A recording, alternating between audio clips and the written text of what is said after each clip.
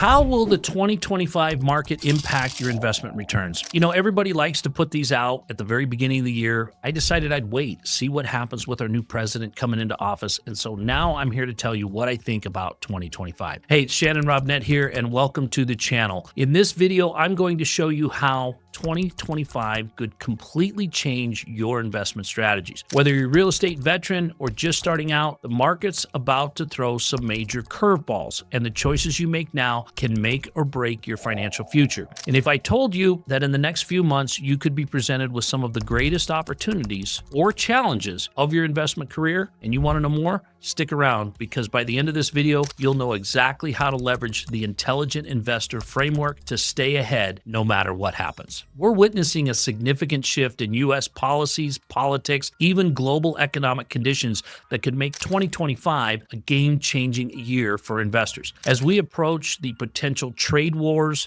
with different countries between the U.S. and trading partners, tariffs coming into play, onshoring of more businesses coming back to the U.S. for production, and the consequences of the global economy, they are real. They will change things, and that is something that always provides opportunity. A little turbulence, but opportunity. Then you factor in inflation, changing market conditions, the upcoming political landscape with all of where that's going, and there's a lot that could affect your portfolio. So for anyone new to real estate investing or anyone trying to refine their approach, the current climate might feel like a roller coaster. But don't worry, this doesn't mean you should panic. It's about understanding the forces at play and positioning yourself for the opportunities ahead. Let's start with the Intelligent Investor Framework. It's a game-changing approach that's been refined over decades to help investors make informed decisions no matter the market environment. I've personally used this framework to position myself for long-term growth, and in this video, I'm going to break it all down for you. First of all, let's talk about the stock market. The reality is most investors don't fully grasp how to maximize their returns. They might achieve returns slightly above inflation, and that's just scratching the surface. A study by Business Insider reveals how many investors miss out on the best performing days, often because they get spooked by market fluctuation and sell off their assets. But if you're planning to build wealth over time, you need a long-term strategy. The market seems strong over the past couple of years, but the outlook for 2025 is kind of mixed. Some analysts predict the S&P 500 will rise, while others are cautious due to new tariffs and growing debt. The current situation might signal a market correction or even a bubble. But remember,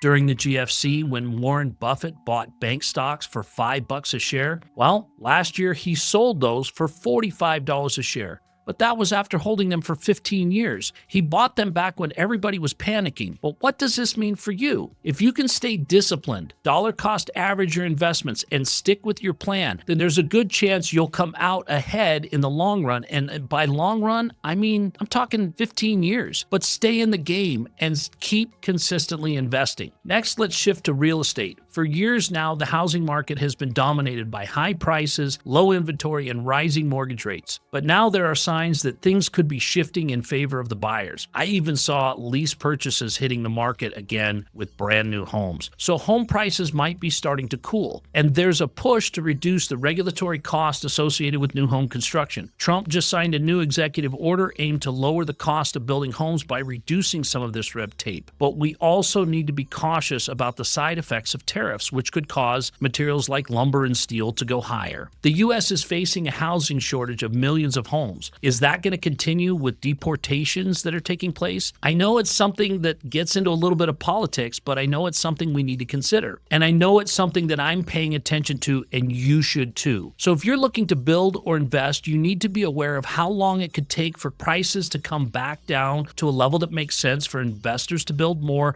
and what vacancy rates are doing. So be a little cautious right now. In the meantime, maybe look for opportunities to improve your existing properties. There's a substantial amount of multifamily properties that are needing to be refinanced right now that are unable to. So does that mean buying something in distress with some opportunity? Or if you own rentals, consider adding ADUs, accessory dwelling units, to increase your cash flow. It's a strategy that's been working for me, and I've seen returns anywhere from 10 to 12% on new investments by looking at different ways to do it. The bottom line is in 2020, 2025, we're entering an era where real estate and stock markets are influenced by larger economic forces than just local markets. Tariffs and political shifts and even technological advances like cryptocurrency are changing that landscape. So as an investor, you need to stay informed, stay flexible, and have a strategy that can weather these changes. Remember, with all investments, time is your friend. Finally, I want to talk about cryptocurrencies. While Bitcoin and other digital assets have gained traction over the past few years, new developments like the SEC's recent decision to allow banks to hold crypto assets without listing them as liabilities opens the door for more widespread adoption. And Trump just signed an executive order yesterday to allow the office of the president more oversight of the SEC.